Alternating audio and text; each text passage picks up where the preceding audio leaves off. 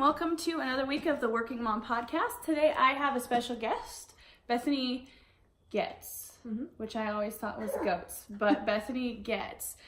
So I'm going to have her tell us a little bit about herself right off the bat. Awesome. So like she said, my name is Bethany Goetz. I have a husband, Joe, and a daughter who is 2 named Addison. I've been married for about 3.5 years, and I'm currently working as the children's ministry director at our church, Klamath Christian Center. Yeah. You're pretty new to that role too. When did you take that on? I started in the middle of last summer, so about 6 months. And our cat again. So yeah, she's really new to the church, being the Christian, the children's ministry director, but you have experience prior to that, right? That's correct. Yeah, I worked for 5 years at a church in Bellevue, Washington as their elementary director. And then I worked for about 9 months right after I got married as an interim worship leader at a church. Right, because I didn't know. I knew that when we met in mom's group. I was trying to think about how we met, and it was actually this mom's group. We were studying the book called Ministry of Motherhood at that point. And you were pretty new to Klamath. Yes. Right? Yeah, and you had just had Addison? Yes. Yeah. So I met her there, and then there was staff changes, and apparently they knew about your background and brought you in, and it's been really exciting for me because the change was good, as obviously I have little kids that are following under your curriculum now, which is really cool. So what other fun facts do you think that people might want to know about you? I used to coach high school softball, so that was a hobby of mine. I currently hold a master's degree in children's and family ministry, so I truly do love what I do. Yeah. And I enjoy cooking and reading and gardening and... Oh, you'll have to come over and help me with my garden. I have this massive garden because the house we bought was owned by vegetarians. So have you ever been down? I live on a massive hill, and there's like 15 raspberry bushes and all these gardening things. There's a greenhouse, and I don't know what I'm doing. So you're going to have to come over and help me. Okay, so how old was Addison when you went back to work? Addison was 1.5 years when I went back to work, and I was not looking for a job at the time. Just with, like you said, staffing changes at church, a position opened up, and it sounded like something that would be a good fit for me. And so we jumped in and started the conversation, and we were able to work out something that worked for me as being a working mom and worked for them with their needs for children's ministry leadership. And it went from there. Yeah, that's great. So how was it? Now, I know you have a lot more flexibility with your job than I do, but how was it going back to work? It was different. I had been out of the working world for about 2 years, between moving here for my husband's job and being pregnant with Addison at the time and then not going back to work right away. It had been a little while, so I was a little bit nervous about getting back into it and making sure that I was still organized and could keep track of everything and remembered what I was doing. And then different, of course, having a daughter then and missing her the first few weeks, thinking, oh man, it's really different being away from her. Other than that, the transition was fairly smooth. A lot because we were super blessed to have a great childcare place for Addison to be. And we have the same childcare person. It's our really good friend Courtney, so I'll tag her so she makes sure she knows we're talking about her. And she's just phenomenal. And so, and we had established a friendship with her before Addison even started going to daycare. So that made it even easier because Courtney was already somebody that Addison knew and loved. Right. And so that helped with the transition for me to feel more comfortable as a mom being away from my child. Did you meet Courtney in the Ministry of Motherhood as well, or prior to that? I think I've pretty much met all my friends. That was kind of a great core way. It was great for me because I was working at the time, and I actually was in a huge transition between having McLaren, and I was working part-time as well. My plan was always to work, well, it was more like 3/4 time, but part-time, and keep the flexibility. And I graduated and things changed, and so I was transitioning back to full-time work, which was really, really hard for me, and he was 6 months. So having that outlet, that wasn't something for just stay-at-home moms, where I could actually go to something after work and still be involved and have that tribe, as they call it now. That's kind of like the trend word, find your tribe. Well, I think most of us here found our tribe through that group, which was really cool. So you kind of talked a little bit about it, but what were some of the challenges? I know, do you ever get to bring Addison to work? Because I have seen pictures of her there. I do. So I'm really blessed in that my job does have quite a bit of flexibility. And being in children's ministry, often I'm working on things or doing things in and around our children's ministry classrooms. And so if she's tagging along, I get a little less done because I'm not as focused, but there is a space for her to be. And then again, blessed being on a church staff, they all know and love Addison and have been very gracious about welcoming her when she's been around on days when I didn't have childcare available or something else had come up. And so that's been really great. I think then just some of the normal challenges that I'm sure you face on a daily basis of keeping up with cleaning at home. My gosh. All of a sudden is totally different. Yeah, before she came over, I was like, please don't judge my house, because we had our small group here last night, and I still have yet to do the dishes that are sitting on the counter. Right? My house is in a similar state of disarray. I think Addison has taken out every toy today that she owns, almost. So yeah, keeping up with cleaning.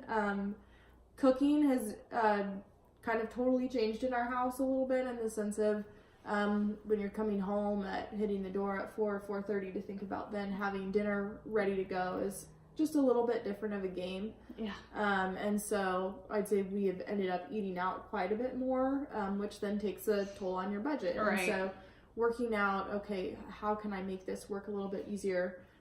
Very graciously, my mother-in-law got me an Instapot for Christmas. I love the Instapot. And so I am learning to use that, and that has definitely been a big help in the time-saving department.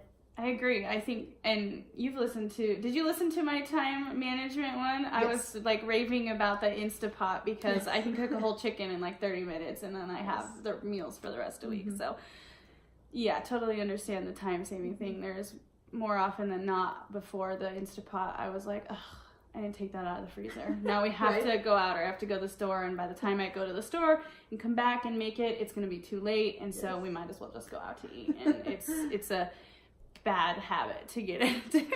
Yeah, definitely. So I know this is kind of a silly question, because it's a little clear what your passion is, but what are the joys that you get out of working? Yeah, so I really, I love my job. And so from the time that I was in college, I knew exactly what I wanted to do, kind of towards the end of college. And it wasn't even what I was studying for at the time. And God just really put a very clear call into my heart that I would be doing children's ministry in some capacity for the rest of my life, whether it is employed as somebody helping in children's ministry as a leader at the church, or being a key volunteer and teaching a Sunday school class, or helping out with the junior high group like I did at our church for a little while. Junior hires are a little bit less my calling than children. Were you working at, wasn't it junior high you were working with? And I mean, I didn't know you that well, and I went up to Bethany and I was like, God bless you, because I don't have the heart for this. And I'm pretty sure I was like, I shouldn't have maybe said it like that, because I was thinking, now she probably thinks I hate kids. I don't hate kids, but I don't have that same like gung-ho, it just doesn't work for me. I don't have that gift of handling the junior high age, and someone needs to do it. So I was literally just trying to thank you for being that person that was stepping in and doing it, because it is a big deal for the next generation. So I don't know if I ever said that to you, that I was like, oh, that was probably weird. No, you certainly were not the only one who feels that way. There's lots of people that are like, junior high need ministry for them, but I hope somebody else does it. And we actually, through our friend Rachel, who is obsessed with the Enneagram and any of those type of tests, we just found out that we are the same Enneagram, number 1. And I'm not really sure if I'm a 1, 2, or 3, because I scored the same in like all of them, but I'm definitely a piece of each, and you're a 1 as well. So I was curious, and I actually gave her a list of questions that I wanted to ask her, and then she wrote down her answers, and both of our children, can you hold up your page? Yes. So if you're on the YouTube page, you can see both of our children scribbled all over our paperwork, which obviously we didn't plan that, but totally funny. So we're the same type, and I was wondering, have you ever taken a spiritual gifts test? I've taken a few, but it's been a while. Do you remember what you got? Oh, gift of service, I think, was one. Hospitality has come up before. Those are the two that stand out. I just wondered if we were the same Enneagram type, if like maybe the same spiritual gifts fall. I mean, just thinking. I got administration, leadership, and exhortation, and leadership is, well, I mean, I don't know if that's one of yours, but it seems like, especially with kids, that would definitely fall under your wing. So did you always see yourself working after having children? You kind of discussed this a little bit about maybe working and not, maybe more being a volunteer, but you guys plan on potentially having more kids? Yeah, we do, hopefully, Lord willing. So did you always see your life this way about having kids and working in some capacity? Definitely not. So my mom stayed at home with us. She worked out of our home a little bit, teaching piano lessons, and then since we have all graduated from high school, that business has grown for her, which has been really cool to see. So she was working a little bit that way, but she was at home with us and then also homeschooling us. So that took up the majority of her time. And so as I was picturing myself as a mom, I think a lot of what I pictured was influenced by that. And so I, like I said, was not looking for a job when this one came open, and God made it pretty clear that this is what I was to do for this season. And I don't know if it will be that in every season I'm a working mom, but for this one I am. So different than what I thought, but good. Yeah, isn't life always different than what we thought? And usually it's better. At the end, anyway. Maybe not when you're going through a season, but at the end, I always feel like something has come out of it because I struggled so much going back to work full time. You feel like there's something bad about not being a full-time mom, and that's what's kind of ingrained in us. But today's world has shifted so much. Most people need 2 incomes. So, yeah, definitely not always easy to do, but it's very clear that sometimes that's what we're supposed to do. So do you feel with Addison or any children that you have in the future that by seeing you work that they'll have any benefits put into their life? Yeah, I think so. I think it's really important for our kids to be able to see us using our gifts and talents in ways that bring us joy, in ways that bring us fulfillment. And I recognize that we're not always able to be in a job that is absolutely what you want to be doing with all of your time forever and always. But I think there's also benefit for them seeing us being faithful and committed to whole jobs, right? There's a lot of people that are at the younger side of our generation and then even below that, where the idea of being committed to something and working hard and consistently at a job is not really something they're interested in doing. And so I think for them to see the example even just of us going to work consistently and trying to do a good job, I think that's great for them. For me, I remember, so I tried to go to college several times after high school. I actually never had intentions. The family that I grew up in, my dad didn't have a high school diploma, and my mom graduated high school, so there was no upper, college or anything like that. So I never had in my mind that I would go to college or I would really do anything. I would just work hard and something would happen. So when I went back to college and I decided after learning the hard way that going through the recession, if you don't have anything to back you up or make you look good, you're kind of in a big pool and you're going to lose out. So we decided to go back to school. I think it was 2013 when we finally went dedicated and went back to school. And for me, it was a big deal to have my daughter, because I only had her at the time, see me go through college. And then we found out we could have another kid because we've had some complications, and we were looking into adoption, and we found out, okay, we're going to have another kid. and we tried, and it ended up, I graduated right before I had my son. But it was a big deal for me to have Michaela watch me graduate. I know it would have been ideal to finish college before having kids and starting my journey a little differently. I don't regret it. It probably would have made it a little bit easier.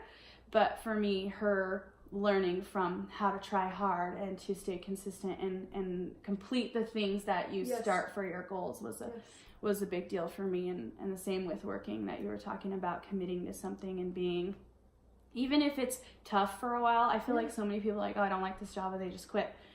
I don't have that luxury. I mean, I got to do my job, and there were certainly a lot of times that I didn't like my job, but I did it until I was able to get to the next step. And I feel like we're definitely ingraining that in our children, that not every season is fun, but worth it.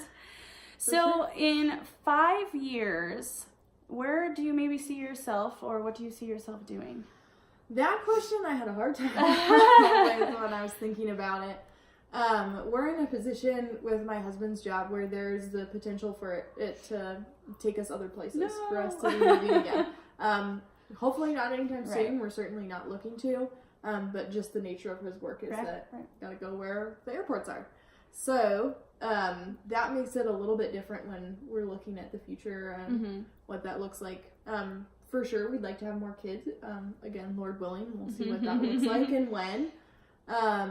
Kind of a wild hair for me would be that I would love to do my doctorate at some point. Wow. Partially because I love being in school and I love learning. And partially because it would be beneficial to my career moving forward. But again, depending on season of life, whether or not I'll be working or using that as benefiting me if I'm volunteering as a Sunday school teacher or whatever at whatever church we're a part of. With the doctorate, you could like run things, like have your own thing. Go in and help children's ministry get their act together, because I think it's hard. I mean, a lot of people are volunteers, so to keep people motivated and dedicated as a volunteer when they're not getting paid. Yeah, you could probably be. I'm just thinking outside the box. Yeah, totally. Yeah, there's lots of different opportunities. And so 10 years is probably a similar answer because in 5 years a lot can change, and you know, who knows how many kids you'll have by then, and 10 years, how old they'll be. Yeah. So I was thinking, or how old I'll be. Right. And we're the same age, and I actually plan on going back to school when Scott finally finished his degree and getting mine in applied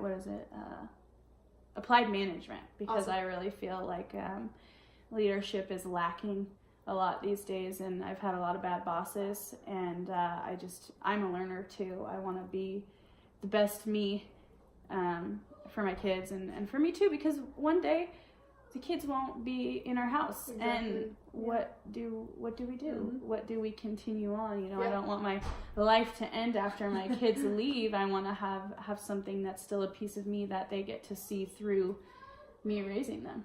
So well, I am really thankful that you came over and take the time. We were just doing this in my living room, and you probably hear my children in the background because it's supposed to be nap time, which we tried to plan around things being quiet. But as a mom, you plan, and things never usually go that way. Sometimes for the better, and sometimes not. Well, thank you for having me, and I appreciate you taking the time to start these conversations for other working moms to hear, even other stay-at-home moms to hear, for their edification, and I think it's good for us to be thinking. When I was a stay-at-home mom for a little while, it actually was because of a layoff, but it was a huge blessing, financial strain, but a huge blessing to be able to stay at home with my daughter for a little while. I still got involved in things like Mom's Club, and so I feel like a point that you kind of brought to my attention is, you might be a working mom, but you might not be getting paid for what you're doing. So some of these resources I intend to bring are just to support women in what they want to do in life while they have children, and to support the growth of raising their children and doing it in a godly way, that we're not putting one another down for some of the things that we have to do in the way society has been shaped. So.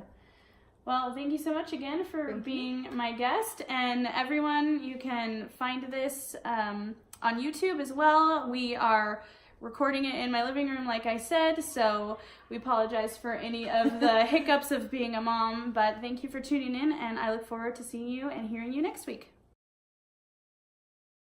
You kind of said that you would always... No, Michaela, we are recording right now. Yes. Walk away. Good thing for editing.